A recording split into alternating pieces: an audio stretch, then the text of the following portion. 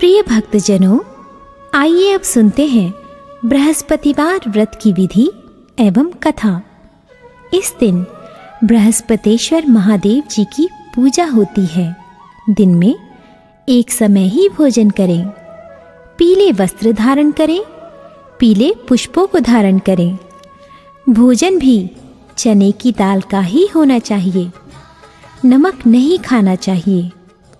पीले रंग का फूल, चने की दाल, पीले कपड़े तथा पीले चंदन से पूजा करनी चाहिए।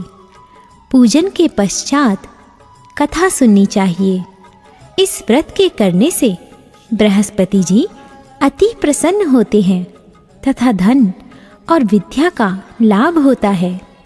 स्त्रियों के लिए ये व्रत अति आवश्यक है। इस व्रत में केले का पूजन होता है। कथा। किसी गांव में एक साहूकार रहता था, जिसके घर में अन्न, वस्त्र और धन किसी की कोई कमी नहीं थी, परंतु उसकी स्त्री बहुत ही कृपण थी। किसी भिक्षार्थी को कुछ नहीं देती, सारे दिन घर के कामकाज में लगी रहती।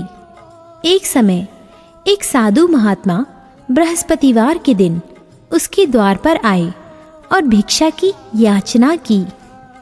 स्त्री उस समय घर के आंगन को लीप रही थी। इस कारण साधु महाराज से कहने लगी कि महाराज, इस समय तो मैं घर लीप रही हूँ, आपको कुछ नहीं दे सकती, फिर किसी अवकाश के समय आना। साधु महात्मा खाली हाथ चले गए। कुछ दिन के पश्चात वही साधु महाराज आए, उसी तरह भिक्षा मांगी।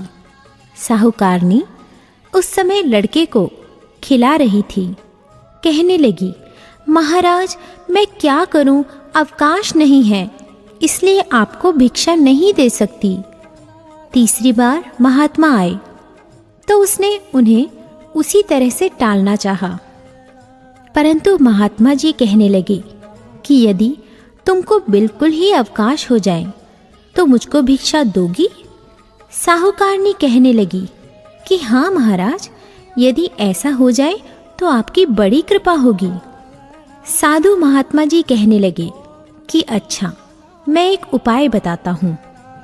तुम बृहस्पतिवार को दिन चढ़ने पर उठो और सारे घर में झाड़ू लगाकर कूड़ा एक कोने में जमा कर दो। घर में चौका इत्यादि मत लगाओ। फिर स्नान आदि करके घर वालों से कहो उस दिन सब हजामत अवश्य बनवाएं। रसोई बनाकर चूल्हे के पीछे रखा करो, सामने नहीं। सायंकाल को अंधेरा होने के बाद दीपक जलाओ तथा बृहस्पतिवार को पीले वस्त्र मत धारण करो, ना पीले रंग की चीज़ों का भोजन ग्रहण करो। यदि ऐसा करोगी तो तुमको घर का कोई काम नहीं करना पड़ेगा। साहूकारनी ने ऐसा ही किया। बृहस्पतिवार को दिन चढ़े उठी, झाड़ू लगाकर कूड़े को घर में ही जमा कर दिया। पुरुषों ने हजामत बनवाई, भोजन बनवाकर चूल्हे के पीछे रखा। वह सब बृहस्पतिवारों को ऐसा ही करती रही। अब कुछ काल बाद उसके घर में खाने को दाना न रहा। थोड़े दिनों में महात्मा फिर आए और भिक्षा मांगी, परंतु सेठानी ने कहा, महाराज मेरे घर में खाने को अन्न नहीं है, आपको क्या दे सकती हूँ? तब महात्मा ने कहा कि जब तुम्हारे घर में सब कुछ था तब भी तुम कुछ नहीं देती थी, अब पूरा अवकाश है तब भी कुछ नहीं दे रही हो। तुम क्या चाहती हो वह कहो। तब सेठानी ने हाथ जोड़कर प्रार्थना की, महाराज अब कोई ऐसा उपाय बताओ कि मेरे पहले जैसा धन धान्य हो जाए। अब मैं प्रतिज्ञा करती हूँ कि आप जैसा कहेंगे वैसा ही करूँगी। तब महात्मा जी ने कहा, बृहस्पतिवार को प्रातःकाल उठकर स्नानादि से निवृत्त होकर घर को गौ के गोबर से लीपो तथा घर के पुरुष हजामत ना बनवाए। भूखों को अन्न जल देती रहो ठीक सायंकाल दीपक जलाओ। यदि ऐसा करोगी तो तुम्हारी सब मनोकामनाएं भगवान बृहस्पति जी की कृपा से पूर्ण होंगी। सेठानी ने ऐसा ही किया और उसके घर में धन धान्य वैसा ही हो गया जैसा कि पहले था। इस प्रकार भगवान बृहस्पति जी की कृपा से अनेक प्रकार के सुख भोग कर दीर्घकाल तक जीवित रही।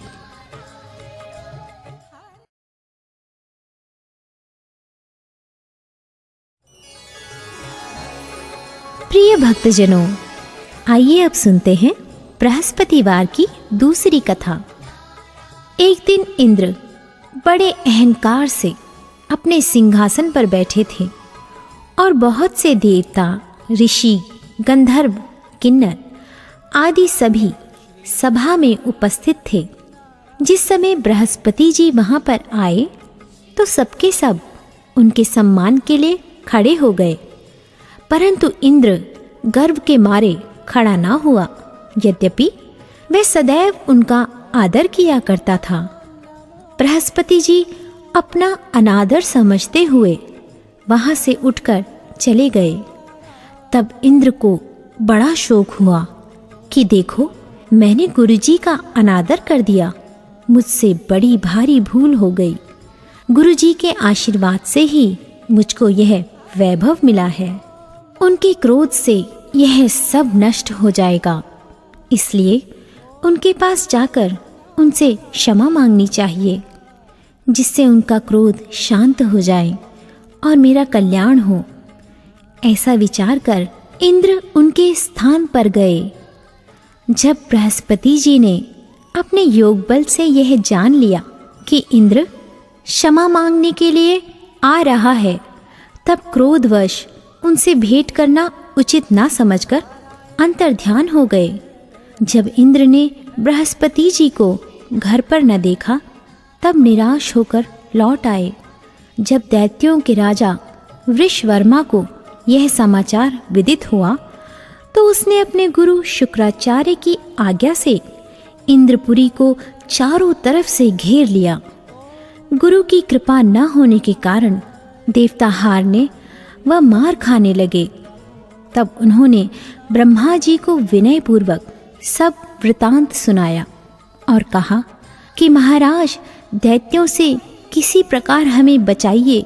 तब ब्रह्मा जी कहने लगे कि तुमने बड़ा अपराध किया है, जो गुरुदेव को क्रोधित किया। अब तुम्हारा कल्याण इसी में हो सकता है। त्वष्टा ब्राह्मण का पुत्र विश्वरूपा बड़ा तपस्वी और ज्ञानी है, उसे अपना पुरोहित बनाओ तो तुम्हारा कल्याण हो सकता है। ये वचन सुनते ही इंद्र त्वष्टा के पास गए और बड़े विनीत भाव से त्वष्टा से कहने लगे कि आप हमारे पुरोहित बनिए, जिससे हमारा कल्याण हो। तब त्वष्टा ने उत्तर दिया कि पुरोहित बनने से तपोबल घट जाता है, परंतु तुम बहुत विनती करते हो, इसलिए मेरा पुत्र विश्वरूपा पुरोहित बनकर तुम्हारी रक्षा करेगा। विश्वरूपा ने पिता की आज्ञा से पुरोहित बनकर ऐसा यत्न किया कि हरि इच्छा से इंद्र वृषवर्मा को युद्ध में जीतकर अपने इंद्रासन पर स्थित हुआ। विश्वरूपा के 3 मुख थे। एक मुख से वे सोमपल्ली लता का रस निकाल पीते थे, दूसरे मुख से वे मदिरा पीते और तीसरे मुख से अन्नादि भोजन करते। इंद्र ने कुछ दिनों उपरांत कहा कि मैं आपकी कृपा से यज्ञ करना चाहता हूँ। जब विश्वरूपा की आज्ञानुसार यज्ञ प्रारंभ हो गया, तब एक दैत्य ने विश्वरूपा से कहा कि तुम्हारी माता दैत्य की कन्या है, इस कारण हमारे कल्याण के निमित्त एक आहुति दैत्य के नाम पर भी दे दीजिए तो अति उत्तम हो। विश्वरूपा उस दैत्य का कहा मानकर आहुति देते समय दैत्य नाम भी धीरे धीरे से लेने लगे। इसी कारण यज्ञ करने से देवताओं का तेज नहीं बढ़ा। इंद्र ने यह वृतांत जानते ही क्रोधित होकर विश्वरूपा के 3 सिर काट डाले मद्यपान करने से भंवरा, सोमपल्ली पीने से कबूतर और अन्न खाने के मुख से तीतर बना। विश्वरूपा के मरते ही इंद्र का स्वरूप ब्रह्म हत्या के प्रभाव से बदल गया। देवताओं के 1 वर्ष पश्चाताप करने पर भी ब्रह्म हत्या का वह पाप न छूटा, तो सब देवताओं के प्रार्थना करने पर ब्रह्मा जी बृहस्पति जी के सहित वहां गए। उस ब्रह्म हत्या के 4 भाग किए, उनमें से 1 भाग पृथ्वी को दिया। इसी कारण कहीं कहीं धरती ऊंची नीची और बीज बोने के लायक भी नहीं होती। साथ ही ब्रह्मा जी ने यह वरदान दिया, जहाँ पृथ्वी में गड्ढा होगा कुछ समय पाकर स्वयं भर जाएगा। दूसरा वृक्षों को दिया, जिससे उनमें से गोंद बनकर बहता है। इस कारण गूगल के अतिरिक्त सब गोंद अशुद्ध समझे जाते हैं। वृक्षों को यह वरदान दिया कि ऊपर से सूख जाने पर जड़ फिर फूट जाती है। तीसरा भाग स्त्रियों को दिया।